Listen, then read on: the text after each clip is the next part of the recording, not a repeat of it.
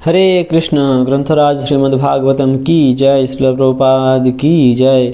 श्रीमद्भागवतम कथा रूप अध्याय 128। राजसूय यज्ञ के अंत में दुर्योधन ने स्वयं को क्यों अपमानित अनुभव किया। 10वां स्कंद। राजसूय यज्ञ के दौरान महाराज युधिष्ठिर ने कुरुवंश के विभिन्न सदस्यों को विभिन्न कार्यों में नियुक्त किया था और राजा के प्रति स्नेहवश सबने सहर्ष उनमें भाग लिया। भीम को रसोई का, दुर्योधन को खजाने का, सहदेव को स्वागत कार्य का तथा नकुल को सब वस्तुएं जुटाने का कार्यभार सौंपा गया था। अर्जुन बड़े बुजुर्गों की सेवा में नियुक्त थे। द्रौपदी भोजन वितरण के कार्य में, कर्ण को दान देने का कार्य दिया गया था और आश्चर्यजनक रूप से श्री कृष्ण आने वाले अतिथियों के चरण धोने का कार्य कर रहे थे। यज्ञ की समाप्ति पर वहां आए सब राजा राजकुमार एक बड़े जुलूस के साथ गंगा तट पर गए। वहां महाराज युधिष्ठिर अभभृत स्नान करने वाले थे। जुलूस के साथ वाद्य यंत्र बजाते अनेक संगीतज्ञ, नर्तक तथा गायक थे और देवगण आकाश से पुष्प वर्षा कर रहे थे। सारे राजा सुंदर वस्त्रों में सजे थे और अपनी सेना एवं मंत्रिमंडल के साथ वहां आए थे तथा ब्राह्मण वैदिक मंत्रों का उच्चारण कर रहे थे। नदी पर पहुंचकर इंद्रप्रस्थ की स्त्री पुरुष एक दूसरे पर जल, तेल, दूध, माखन, दही, हल्दी तथा कुमकुम फेंककर आनंदपूर्वक खेलने लगे।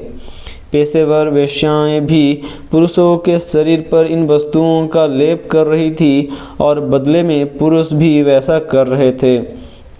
श्री कृष्ण अर्जुन के साथ मिलकर अपनी रानियों पर ये वस्तुएं फेंक रहे थे और रानियां भी उत्साहित होकर वैसा कर रही थी। कपड़ों के भीग जाने से स्त्रियों के वक्षस्थल, जंघाएं तथा कमर उजागर होने लगी थी और यद्यपि वे लजा रही थी, उनकी सुंदर मुस्कान से उनके चेहरे दमक रहे थे।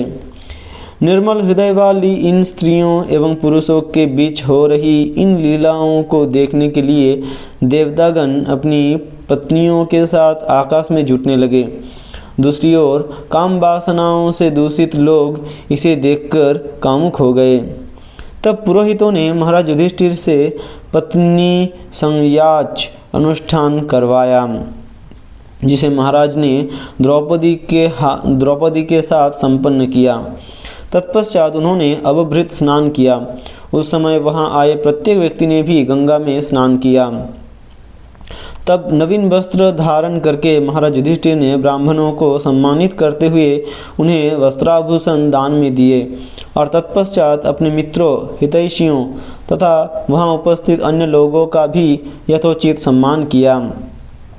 रेशमी धोती, कुर्ते, रत्नजड़ित आभूषण तथा फूल मालाओं से सजे पुरुष स्वर्ग से आए देवताओं जैसे दिख रहे थे और स्त्रियों ने भी सुंदर परिधान पहने थे। अंत में महाराज युधिष्ठिर की अनुमति लेकर सबने वहां से प्रस्थान किया और जाते जाते वे इस राजर्षि द्वारा किए गए इस अद्भुत यज्ञ का गुणगान करते हुए थक नहीं रहे थे।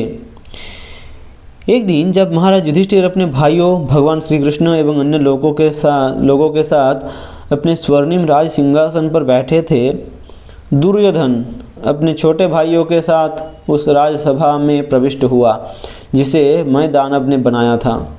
सदैव द्वेष और क्रोध से भरे होने के कारण उसने सबसे पहले राजसभा के द्वारपाल को कठोर वचन कहकर अपना रोष प्रकट किया और फिर युधिष्ठिर के महल में भ्रमण करते हुए उसने एक ही स्थान पर राजाओं, देवताओं तथा असुरों के एकत्रित ऐश्वर्य को देखा। ये विचार करके कि द्रौपदी इन सब ऐश्वर्यों के साथ अपने पतियों की सेवा करती है, दुर्योधन की ईर्ष्या कई गुना बढ़ गई।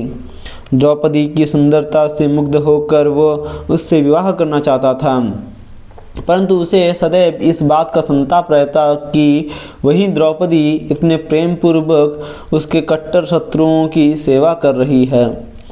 श्री कृष्ण की हजारों पत्नियां युधिष्ठिर के महल में ही रह रही थी और इधर उधर आते जाते समय उनके पैरों के नुपुर मधुर आवाज़ करते।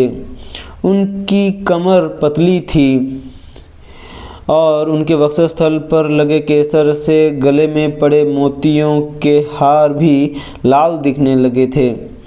उनके घुंघराले लहराते केस उनके सुंदर मुखमंडल की शोभा को और बढ़ा रहे थे। वह महल मैदानब की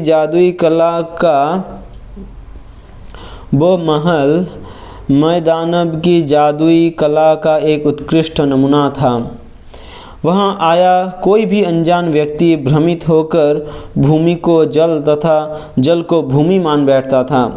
महाराज युधिष्ठिर के ऐश्वर्य को देखकर दुर्योधन पहले ही द्वेष से जलभून रहा था, और जब वो मैदानब की कला से भ्रमित होकर एक जल कुंड को ठोस भूमि समझकर उसमें गिर पड़ा, तो भीम और महल की अन्य स्त्रियां जोर जोर से उस पर हंसने लगी।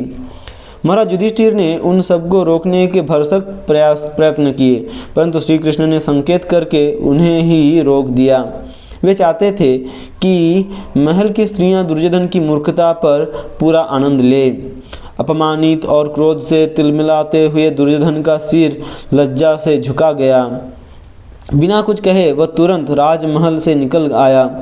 इसे देखकर वहां उपस्थित लोगों को इस पर थोड़ा खेद हुआ, विशेष रूप से महाराज युधिष्ठिर को, परंतु श्री कृष्ण चुप रहे। ये भगवान की इच्छा ही थी जिससे दुर्योधन इस भ्रम में पड़ गया और इस पृथ्वी के भार को कम करने में उनकी योजना का एक अंग बना। हरे कृष्ण। महाभारत का बीज रोपण हो गया। हरि बोल।